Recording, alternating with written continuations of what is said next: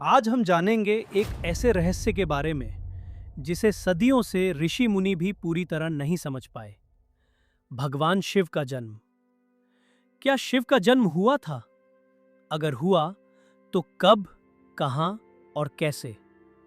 और अगर नहीं तो फिर वे प्रकट कैसे हुए? ये कहानी सिर्फ पौराणिक ही नहीं बल्कि आध्यात्मिक और दार्शनिक रहस्य से भरी हुई है, इसलिए अंत तक जरूर देखिए। रात का समय था। चारों तरफ गहरा सन्नाटा छाया हुआ था। न कोई तारा, न चांद, न हवा की आवाज। बस एक अनंत शून्य, जहां न समय था, न दिशा, न जीवन। उसी अनंत अंधकार में एक हलचल हुई, जैसे किसी ने मौन को छू लिया हो। अचानक उस शून्य के बीच एक छोटी सी रोशनी चमकी और धीरे धीरे वो रोशनी बढ़ती गई। वो इतनी तेज हो गई कि पूरा ब्रह्मांड उस प्रकाश में डूब गया। वो कोई साधारण प्रकाश नहीं था, वो स्वयं भगवान शिव का तेज था। न उनका जन्म हुआ था, न कोई माता पिता थे। वे बस प्रकट हुए, जैसे सत्य खुद सामने आ गया हो। उस समय ब्रह्मा और विष्णु सृष्टि के बारे में सोच रहे थे। दोनों के मन में प्रश्न था, सबसे बड़ा कौन है? सृष्टि का स्वामी कौन है? तभी उनके सामने आकाश को चीरता हुआ एक अनंत अग्नि स्तंभ प्रकट हुआ। उसकी ज्वाला ऊपर आसमान से भी ऊंची और नीचे पाताल से भी गहरी थी। ब्रह्मा और विष्णु दोनों चकित रह गए। विष्णु बोले, मैं नीचे जाकर इसका अंत खोजता हूं। और वे वराह बनकर नीचे चले गए। ब्रह्मा बोले, मैं ऊपर जाकर इसका आरंभ खोजता हूं। और वे हंस बनकर उड़ चले। हजारों साल बीत गए, पर अंत नहीं मिला। थक कर दोनों लौट आए।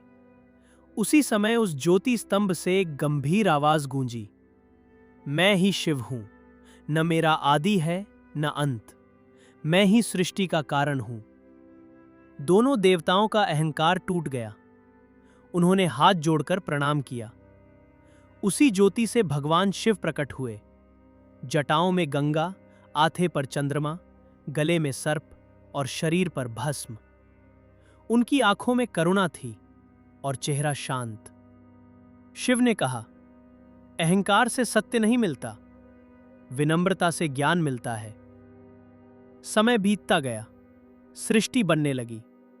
पहाड़ बने, नदियां बनी, जीव पैदा हुए।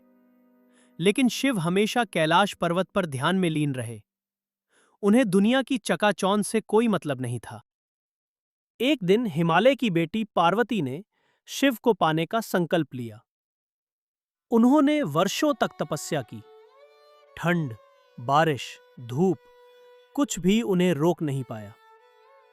आखिर शिव की आंखें खुली। उन्होंने पार्वती की भक्ति देखी और मुस्कुराए।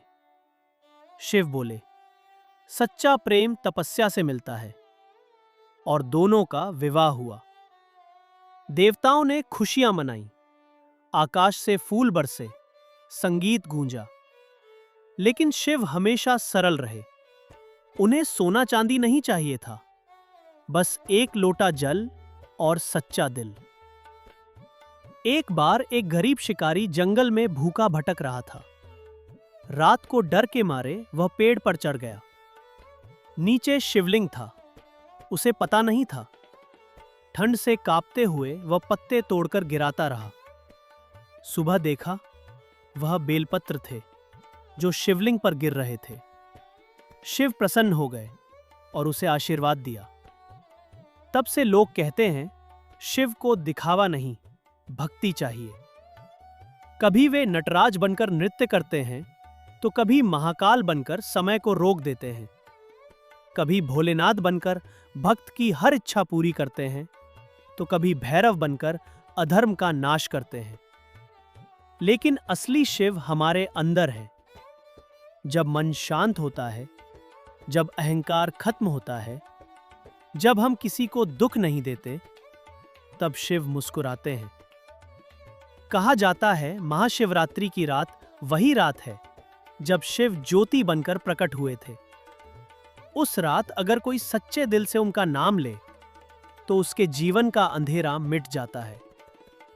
आज भी कैलाश की बर्फीली चोटी पर गहरी ध्यान में बैठे शिव हर पुकार सुनते हैं। अगर दिल से पुकारो तो वो जरूर आएंगे, क्योंकि शिव का जन्म नहीं हुआ। शिव हर जगह है, हर दिल में है, हर सांस में है। अगर आपको यह कहानी पसंद आई तो कमेंट में लिखिए, हर हर महादेव, जय भोलेनाथ।